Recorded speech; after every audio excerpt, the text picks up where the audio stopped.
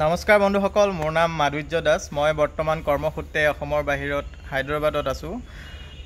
যদিও মই সিকিউৰিটি গাৰ্ডৰ কাম কৰি আছোঁ, তথাপিও মই সম্পূৰ্ণৰূপে সুখী, কিয়নো সময়ত মই পইচাকেইটা দৰমহাকেইটা মোৰ একাউণ্টত সোমায়।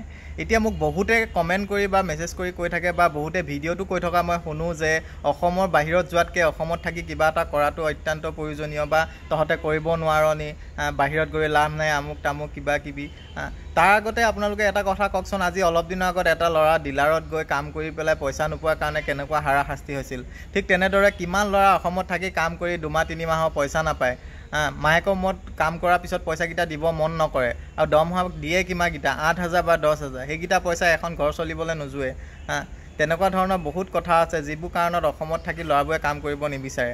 আৰু ইয়াত বাহিৰত থকা ল'ৰাবোৰৰ কাৰণে সুবিধা আছে, ESI আছে, PF আছে, মাহেকৰ মূৰত একাউণ্টত টকা সোমাইছে, আৰু কি লাগে তাতকৈ। 8 ঘণ্টা কাম কৰিলে 18-20 হাজাৰ টকা পায়। ইমানখিনি সুবিধা থকাৰ পিছত বাহিৰত নাথাকি অসমত কেনেকৈ থাকিব। অসমত তেনেকুৱা কোনো কামেই নাই যে 17,000 20,000 টকা দিব ইমান আমাৰ নিচিনা নিবনুৱাবিলাকক। আৰু গোটেই বাহিৰত থকা নিবনুৱাবিলাক যদি কেনেবাকৈ অসমত আহি যাবলৈ হয়, অসমৰ মানুহৰ হাহাকাৰ লাগি যাব। এই কথাটো বুজি পোৱা নাই বহুতে। কিমান ল'ৰা বাহিৰত আছে এবাৰ আহি পেলাই চাই যাবহি।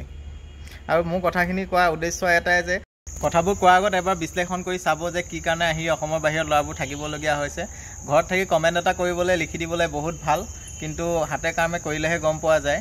বহুত ল'ৰাই ব্যৱসায় কৰি পেলাইও কামত সফল নোহোৱাৰ কাৰণে বাহিৰত আহিবলগীয়া হৈছে। বহুতে চাকৰিৰ কাৰণে দৌৰি দৌৰি আহি বাহিৰত থাকিবলগীয়া হৈছে চাকৰি নোপোৱাৰ কাৰণে। তেনেকুৱা বহুত কাহিনী আছে, হয়তো আপোনালোকে বুজি নাপাব।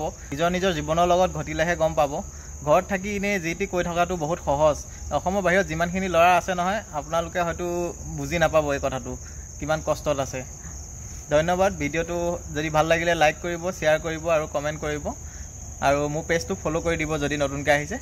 ধন্যবাদ। জয় আই অসম।